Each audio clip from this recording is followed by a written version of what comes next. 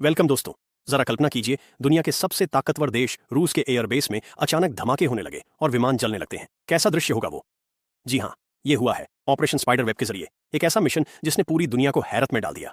तो बने रहिए इस वीडियो के साथ, क्योंकि अगली 2 मिनट बेहद दिलचस्प होने वाली है। ये कहानी शुरू होती है मार्च 2024 में।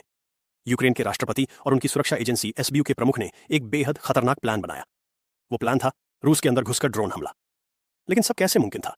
इस तरफ रूस अपनी एयर डिफेंस सिस्टम को सजाकर बैठा था, और फिर आती है मास्टर प्लानिंग। एसबीयू के एजेंटों ने बहुत छोटे और कम कीमत के 117 ड्रोन बनाए। ये ड्रोन एआई और स्मार्ट पायलट सिस्टम से लैस थे, जो अपने आप कहां और कैसे हमला करना है वो डिसाइड कर सकता था। अत्याधुनिक तकनीक से लैस ड्रोन तो बना दिए, लेकिन अब बारी आई कि इनको रूस की सीमाओं में कैसे भेजे। अगर उड़ाकर भेजते तो रूसी एयर डिफेंस सिस्टम उनको सीमा पर ही तबाह कर देते।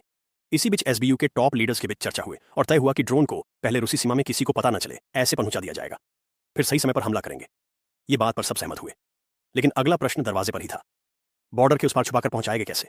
अगर पकड़ दी गई तो बहुत बदनामी होगी और नुकसान भी। तभी तरह तरह के आइडिया निकाले, लेकिन कोई भी रिलायबल नहीं लग रहा था। तभी एक अनोखी तरकीब बताई किसी ने, और वो थी लकड़ी के छोटे घरों में रखकर। जी हाँ दोस्तों, फिर ऐसा ही किया। उन्होंने लकड़ी के केबिन बनवाए और उनकी छत के अंदर ड्रोन छुपा दिए। फिर इन केबिनों को ट्रकों पर लादकर रूस के अंदर भेज दिया।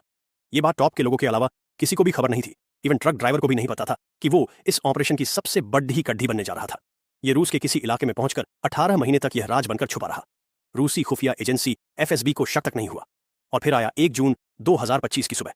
एसबीयू के कमांड सेंटर से एक सिग्नल गया और रिमोट कंट्रोल से ट्रकों की छतें खुली। फिर क्या 1.5 साल से कुंभकर्ण निंद्रा में सोए हुए ड्रोन हवा में उड़े? जब सब सो रहे थे तब ये तबाही पहुंची रूस के अलग अलग 5 एयरबेस पर और किया हमला।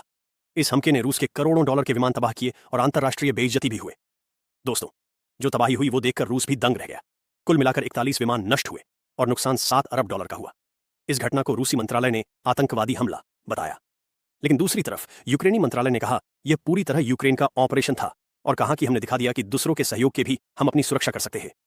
दोस्तों, ऑपरेशन स्पाइडर वेब ने साबित कर दिया कि आने वाले समय के युद्ध और अपने देश की सुरक्षा के लिए नई नई युद्ध तकनीक और एआई का कितना उपयोगी होगा।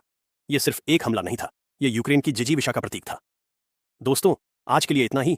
अगर यह वीडियो पसंद आया तो लाइक, शेयर और सब्सक्राइब करना ना भूलें। और हाँ, बेल आइकन दबाकर नोटिफिकेशन भी ऑन कर दीजिए, ताकि ऐसी दिलचस्प कहानियां आपको मिलती रहें।